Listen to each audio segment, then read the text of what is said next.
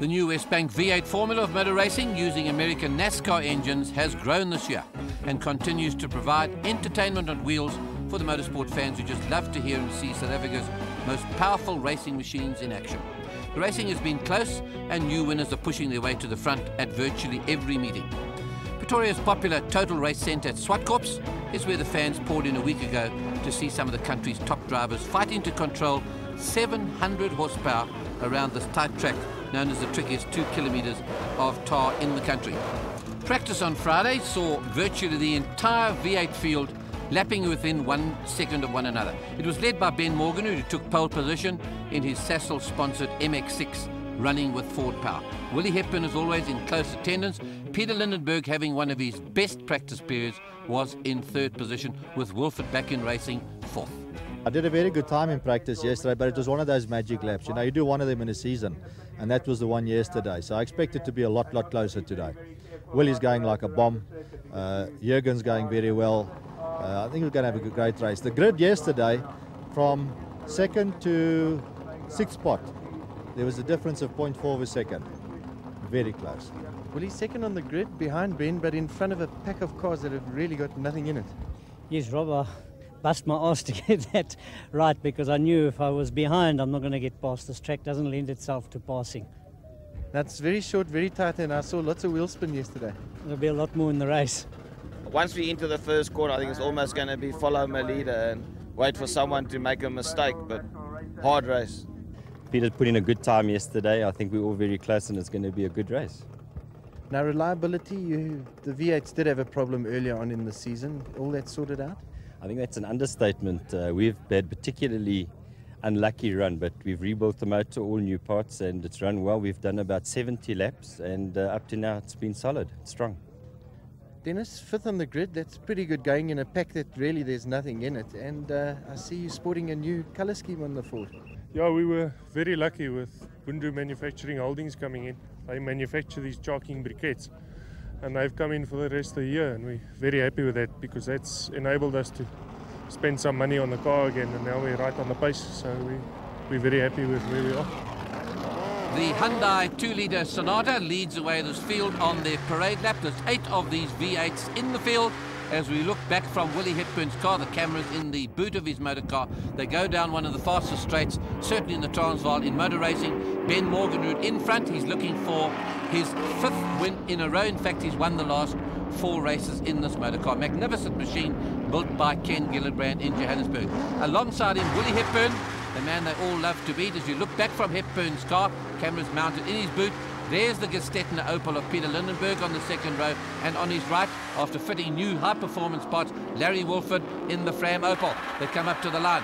The Sonata, driven by reckless Rick Davis, pulls to the side. They're ready to go. They put down the hammer, and those cars just wiggle with power as they go down the Michelin straight into total. Morganwood gets the jump, and then Willie slots in behind him, and Gestetner Opel of Lindenberg is right in there. Wolford's in close attendance behind us. They go around Conti Quarter, and we've had a coming together. Zubentheim, late on the brakes, has gone into the side of Olthoff in that new Shah King, that red and blue car. Number 22 gets back on the circuit, but just look at the damage to poor Zubentheim's car. There it is. It was just too much. He left it too late, went into the side of Olthoff, and that was that. That's him out of the race. The tyre rubbing against the bodywork. He's not going to go too far as Morgan comes through. He's just got 3 or 4 car lengths there ahead of Willie Hepburn. Coming up the hill, up to Bosel with Hepburn close attendance. Same order, the Gestetner Opel of Lindenberg. And a nice performance, that Fram Opel of Larry Wolford's right there. Peter Gock in the auto-equipped Opel Cadet is just on his tail. The others have left a bit of a gap there due to that praying. It's Gary Dunkley. That's the car that Coetzee drove in PE. And here's the stricken Ford, the novel Ford from Paarl in the Cape, making its way back to the pits, hopefully to be repaired for the next race. And Olthoff bringing up the rear, having lost a lot of time in that praying on Continental Corner. Les Stevenson and the team that look after this car are going to have to put in hours of work to make it race-worthy and get back in the hunt. It's still Morgan Newton still chasing hard. Willie Hepburn, and Lindenberg has got Wolford in close attendance as we go alongside him on the way down this long straight. They're doing 240 kilometres an hour onto the brakes as they go around the Citizen Sweep. It's downhill. The camber's all wrong as they go round and round past the screen, climb up the hill. It's been oversteering. Now it starts to understeer as you're going to Bosel Corner. Gok is fighting that car around there, and he's starting to challenge Wolford as well. A close race developing there for third position. And a defensive line from Peter Lindenberg. The power they have as they come through that sweep at Sabat, a bank corner. Isn't that big V8 at work? It's a 4-speed box, 650 horsepower at work. Down through the gearbox into total corner. All the braking's got to be done now. Gives you about 50 meters, and he's looking for a way through. If Lindenberg goes too wide, Wolford's going to get him. He goes tight as he comes out of Conti. Just got to sit there and wait for a place to pass him. Same order again. It's an action replay of the last lap. Here comes Lindenberg. Nothing wrong with his speed of the car. That's what's nice about Westbank racing these days. All the engines are so similar. Down through Citizen, Lindenberg going a little bit wide there, leaving the braking a wee bit late. It's bumpy down the bottom. You can see it upsets the suspension of the car. Now the car starts to understeer as you start putting the power on. You've got to get the tail coming out. A little bit of oil on the inside of the corner. Willie's safe in second position. There comes Lindenberg and Wilford. That Nordson car, the Fram one, as the signals go out to tell them how far they've got to go. It's a 15-lap race. It's 30 kilometers around this 2-kilometer track. And Wilford's looking again. The tight line is basically across that curve. He's going to try and go wide and then shoot on the inside. He's doing it now. Starts to pour on the power. It starts to go sideways. Lindenberg puts it down as well. It's neck and neck as they go down. There's no slipstreaming this time. He's got the better line along the straight. They come over the brow. Here they come. And it's going to be Wolford as they go down there to the hill. He got him. And Lindenberg sees Wolford go past. He left it too late. Goes a bit wide there. There's a bump in the middle. It upsets the suspension. There they're headed there as they come up the hill. And Lindenberg's moved back a place. And Wolford's gone to third spot. And Gok is another threat to Lindenberg. Right on his tail in that all-black Zwartkops sponsored car with Unicom as they come around the bank corner at Sabat Batteries corner. At the power along that straight, they just go from third and hook fourth. And they're doing 180 to nearly 200 kilometers an hour as they come towards us. Through total corner onto the brakes. Just that short little straight normally across the curve as you see him do now. You bump it across the curve. Ew, Lindenberg's lost it there. He's overdone his braking, late braking. The brakes must be fading. And he went off then, lost valuable time to Lindenberg. Here it is again. He's going wide onto the dirt. And the others will be through. Gok will be through on the inside. There he goes. And Peter's moved back in just on 2 laps. He's lost 2 positions. And more trouble. Big vibration in Hepburn's car. A prop shaft has gone out of balance. It's broken. And is switching off our cameras. He moves to the side of the road. And Willie Hepburn's race is run. All that power's been fighting its way through the transmission. And the prop shaft has just cried enough. Morgenrud safe in first spot. But Wolford now on the road. He's got clear roads ahead of him. Here comes Peter Gok. What a champion in 65 and 69, back in racing after all those years. There's Lindenberg now. You can just see the tyre hitting underneath the mudguard. And Gary Dunkley, after losing time in that accident on the first corner, is challenging Lindenberg too. Similar cars, both built by Willie Hepburn as they come down to Sabat. Can't go around the outside here. He's got to look for a way through as he gets to Continental Corner. The team or so, he's lost another place. Here comes Gary Dunkley now. It's the brakes on Lindenberg's car off starting to fade. Here's Gary going down the outside, a brave thing to do. It's got that little short straight we told you about. There's that curve on the inside. Lindenberg's tighter this time, pumping his brakes. That keeps him good and hot. Keeps those pads very hot against those discs. There's that constant pumping. And Gary Dunkley, that's the car that could see used down in P, as we say, is very, very competitive. It's neck and neck stuff again down that straight. Listen to those V8s at work. He passes Lindenberg. He's lost at yet another spot. So his brakes are gone. They're virtually unusable at the moment. And Lindenberg's got to drive on the gearbox. Look at this. Wilford is starting to challenge Ben Morgenrud, but there's just the one corner to go. It's lap 15, 29.5 Ks are gone. And it's going to be Morgenrud at the flag. Here he comes. He's 2 car lengths ahead of Larry Wilford, having one of the best drive he's had. 5 races, won in a row by Ben Morgenrud and a new lap record to boot. Morgenrud wins ahead of Wilford, Peter Gok and Gary Dunkley. My tyre started going away towards the end of the race, and I think Larry looked after his better than I did after mine, so I have to learn a lesson out of that, but well done to Larry. Now you've got to race on the same tyres for you too. What's that going to do to you? Make me very worried. I don't remember a race that I've enjoyed that much. One more lap, I think we would have been able to get past Ben. Now your car seemed to be pulling. It was almost like you had different gearing to the other guy. We've made some changes.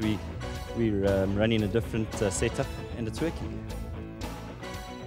So there you have it. 5 races in a row for Ben Morgenrud. He's going to be a hard man to beat in that Sasol-sponsored Mazda with Ford power. Larry Wolford, a great drive there and a comeback to racing.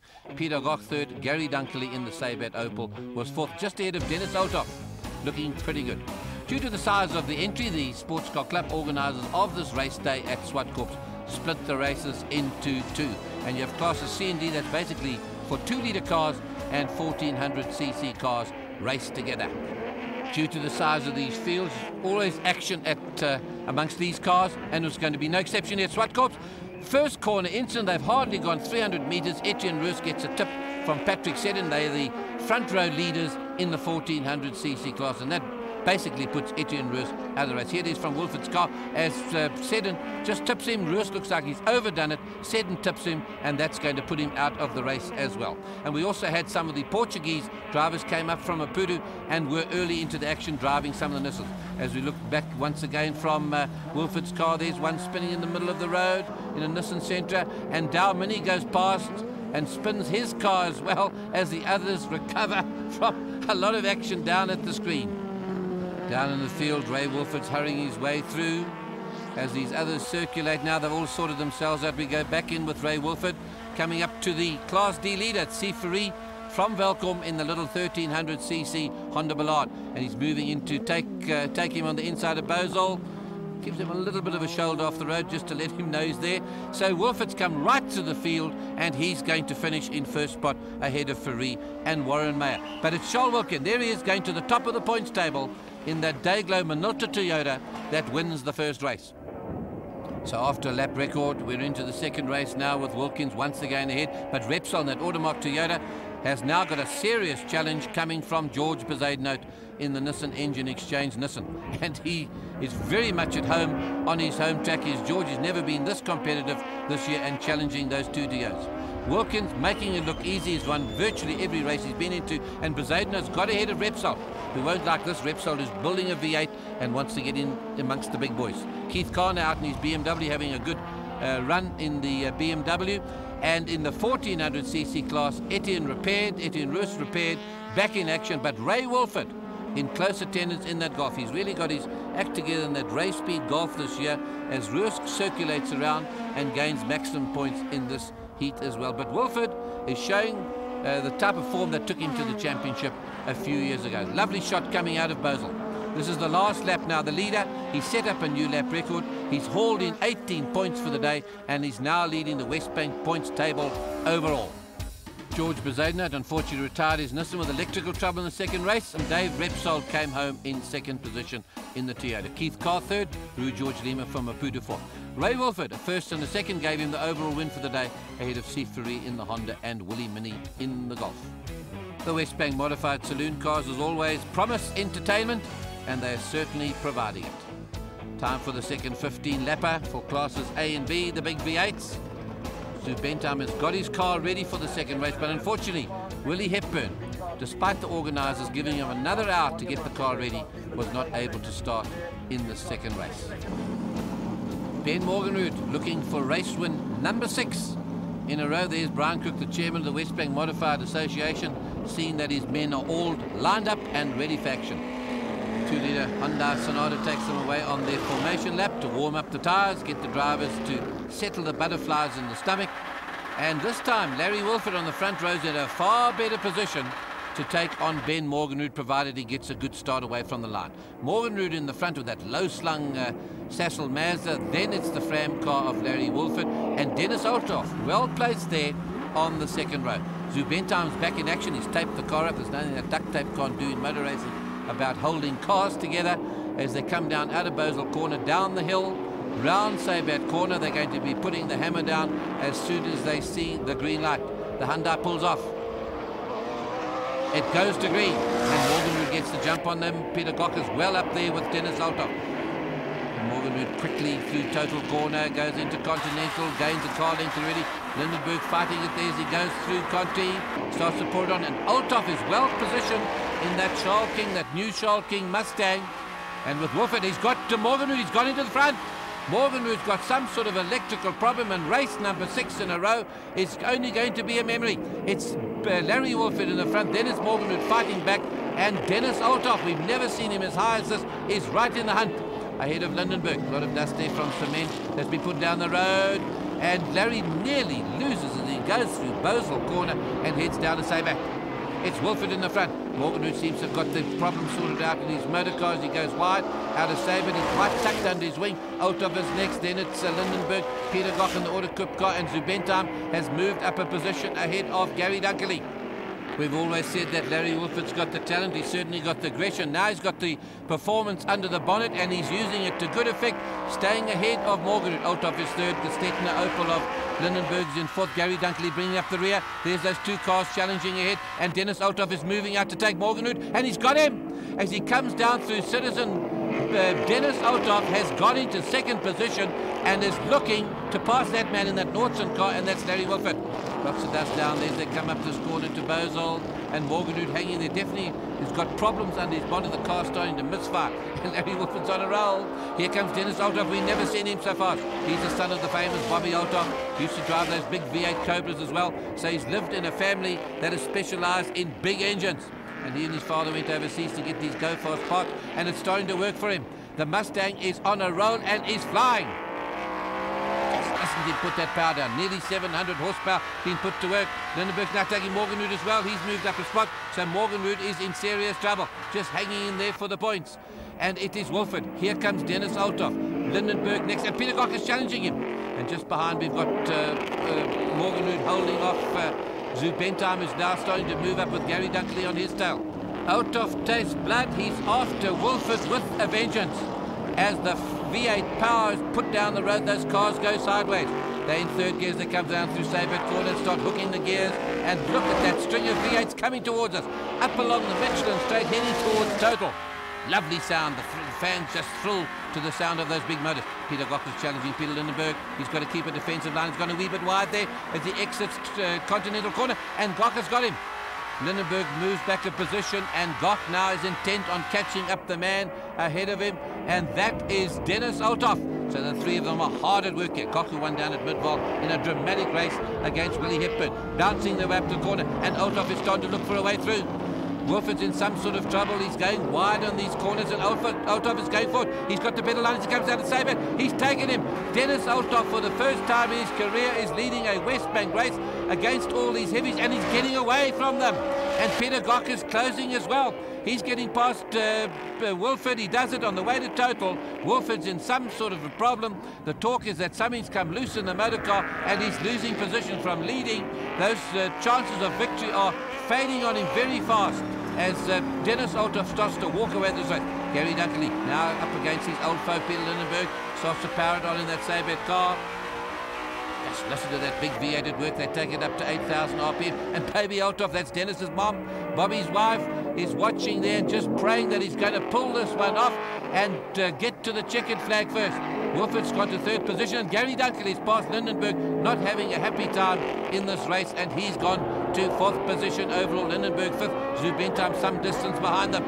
15 laps under the belt, the checkered flag is waiting, and Dennis Olthoff has done it ahead of Peter Goch and Larry Wilford.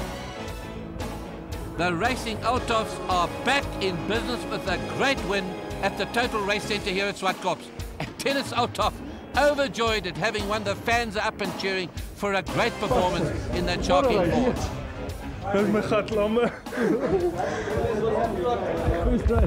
Yeah, I can only say at last. That's brilliant. We've been wanting to get this for so long. At last we've got it. It's going to be a big party tonight, I can tell you that much. Thanks. One happy driver after a great start in that race. A disappointed Larry Wilford. Yeah, what can one say?